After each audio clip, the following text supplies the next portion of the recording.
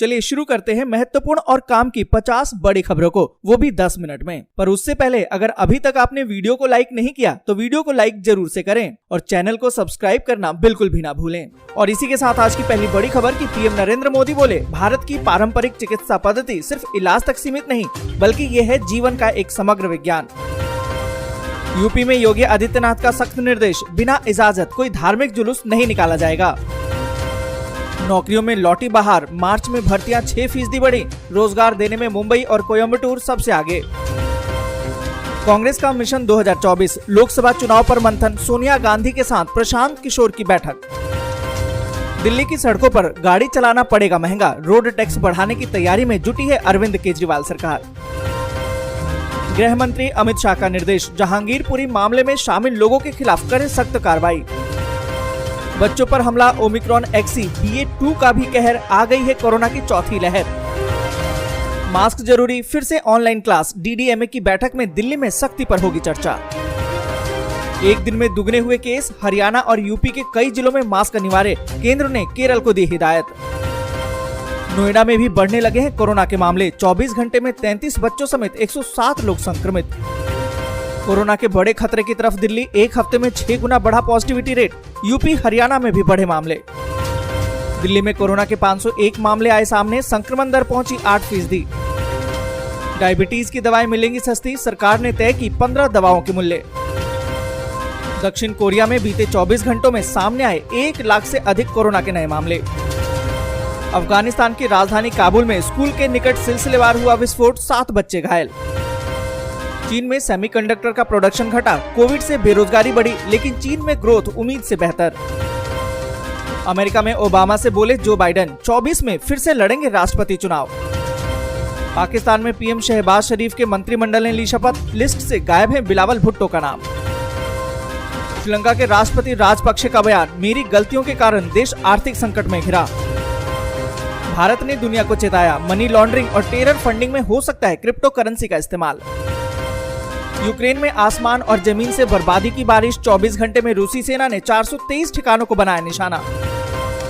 Ukraine के राष्ट्रपति Zelensky का दावा, रूसी सेना ने डोनबास पर बड़े पैमाने पर शुरू कर दिया है आक्रमण। रूस ने दी यूक्रेनी सेना को धमकी, जिंदा रहना चाहते हो तो डाल दे हथियार। मित्र देशों से हथियार मांग रहे जेलेंस्की, युद्धपोत को खोकर बेकाबू हुआ रूस। रूस कर सकता है रासायनिक हथियारों से हमला, यूक्रेन की मदद के लिए आगे आया जापान। त्रिपुरा में अफ्रीकन स्वाइन फीवर का बढ़ता कहर, सरकार ने सुअरों को मारने का दिया आदेश। अब कर्ज लेना भी होगा महंगा, SBI के बाद एक्सिस बैंक और कोटक महिंद्रा बैंक ने भी अपनी ब्याज दरें बढ़ाई। वापस पटरी पर लौटा भारत का विमानन उद्योग, सिंधिया ने जताया पूरा भरोसा। पीएम मोदी बोले, बनास डेयरी ने बनाया किसानों को सशक्त, लोकल को ग्लोबल बनाने की दिशा में अच्छा कदम। बीजेपी विधायक रहे ब्रजेश प्रजापति के घर बुलडोजर चलना तय, 15 दिन का मिला है अल्टीमेटम। समाजवादी पार्टी के नेता ने कहा कि अजान करने से रोका तो महिलाएं मंदिरों के सामने पढ़ेंगी कुरान। गिरिराज सिंह ने कहा कि रामनवमी हनुमान जयंती का जुलूस यहाँ नहीं तो क्या पाकिस्तान में निकालेंगे। हिमाचल में बढ़ रहा है आम आदमी पार्टी का कुनबा, विश्व स्तरीय खिलाड़ी सुनील शर्मा समेत 106 युवाओं ने थामा दामन। 3 चरणों में मिलेगा निःशुल्क राशन, चना, नमक और रिफाइंड भी मिलेगा। MP तीर्थ दर्शन योजना के मद्देनजर सीएम ने हरी झंडी दिखाई, काशी के लिए पहली ट्रेन रवाना।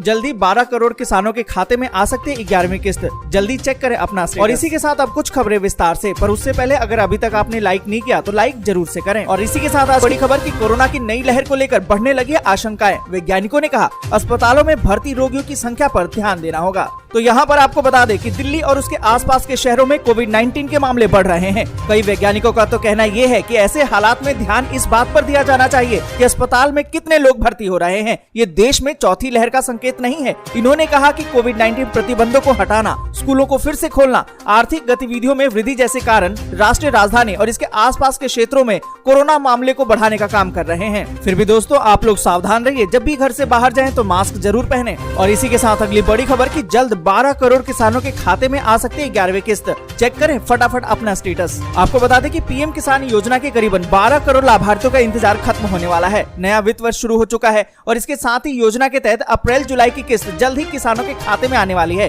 पिछले रिकॉर्ड को देखें तो अप्रैल जुलाई की किस्त बीते साल 15 मई को आई थी, लेकिन इस बार इसके इसी महीने आने की उम्मीद है। लेकिन आपको बता दें कि इसके पहले आपको एक बेहद ही जरूरी काम पूरा करना है, वो है ई-केवाईसी की प्रक्रिया को पूरा कराना। ऐसा न करने पर आपकी किस्त में रुकावट पेश आ सकती है। आपको बता दें कि सरकार ने ई-केवाईसी कराने की अंतिम तारीख 22 मई 2022 कर दिया है, तो इससे पहले आप अपना ई-केवाईसी की प्रक्रिया जरूर पूरा करवा लें। और इसी के साथ अगली बड़ी खबर कि 3 चरणों में मिलेगा निःशुल्क राशन, चना, नमक और रिफाइंड भी मिलेगा। आपको बता दें कि अंत्योदय और पात्र गृहस्थी लाभार्थियों को 3 चरणों में अनाज और आवश्यक वस्तुएं दी जाएंगी और वो भी बिल्कुल फ्री। 2 चरणों में अनाज और तीसरे चरण में अनाज के साथ आपको चना, नमक और रिफाइंड भी दिया जाएगा। आपको बता दें कि राष्ट्रीय खाद्य सुरक्षा अधिनियम के अंतर्गत अंत्योदय और पात्र गृहस्थी लाभार्थियों के लिए अप्रैल महीने में 3 चरणों में अनाज और अन्य आवश्यक वस्तुओं का वितरण निःशुल्क किया जाना है। इसमें आपको 2 चरणों में अनाज और तीसरे चरण में अनाज के साथ साथ चना, नमक और रिफाइंड भी दिया जाएगा। और इसी के साथ अगली बड़ी खबर कि पीएम नरेंद्र मोदी बोले, बनास डेयरी ने बनाया किसानों को सशक्त, लोकल को ग्लोबल बनाने की दिशा में अच्छा कदम। आपको बता दें कि पीएम नरेंद्र मोदी गुजरात दौरे पर हैं।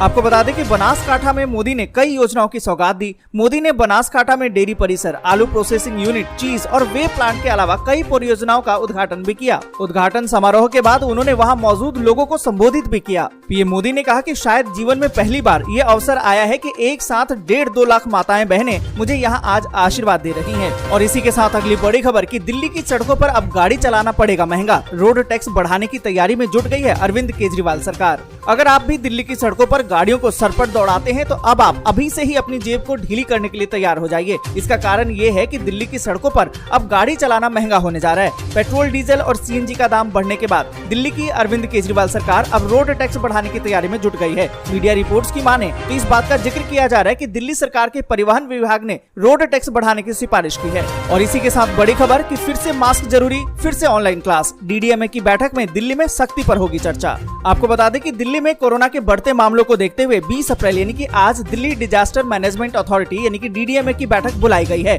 बैठक में कोरोना को लेकर आने वाले दिनों में रणनीति को तैयार किया जाएगा। सूत्रों के मुताबिक दोपहर को होने वाली इस बैठक में बड़े प्रतिबंध पर मोहर लगने की उम्मीद ना के बराबर है। आपको बता दें कि सोमवार को ही दिल्ली में 8% पॉजिटिविटी रेट दर्ज की गई है। आमतौर पर 5% से ऊपर पॉजिटिविटी रेट रहने पर कई तरीके से प्रतिबंध लगा दिए जाते हैं, लेकिन मौजूदा हालात में मृत्यु दर और हॉस्पिटलाइजेशन की संख्या काफी कम है। तो क्या इस पे बड़े पैमाने पर कोरोना के प्रतिबंध लगाए जाने चाहिए? सवाल तो अब ये है कि बैठक में क्या फैसला होता है। पर यहाँ पर आपको बता दें कि कोरोना के लगातार बढ़ते मामलों को देखते हुए और पॉजिटिविटी रेट जिस तरीके से बढ़ रहा है, मास्क पहनना अनिवार्य किया जा सकता है। साथ ही बता दें कि विचार तो ये भी बन सकता है कि अगर कोई स्कूल ऑनलाइन क्लास रखवाना चाहते हैं तो उनको इसमें छूट दी जा सकती है। और इसी के साथ अगली बड़ी खबर कि नोएडा में भी बढ़ने लगे हैं अब कोरोना के मामले। 24 घंटे में 33 बच्चों समेत 107 लोग संक्रमित। आपको बता दें कि उत्तर प्रदेश के गौतम बुद्ध नगर में कोविड के उपचाराधीन मरीजों की संख्या बढ़ती जा रही है। मंगलवार को ये आंकड़ा 411 तक पहुंच गया, जबकि पिछले 11 दिनों में 18 साल से कम उम्र के संक्रमितों की संख्या 134 हो गई है। स्वास्थ्य विभाग ने जो रिपोर्ट जारी की है उसमें कोविड के 107 नए मामले सामने आए, जिसमें 33 संक्रमितों की उम्र 18 साल से कम। दोस्तों आज के लिए बस यहीं तक। जय हिंद, जय भारत।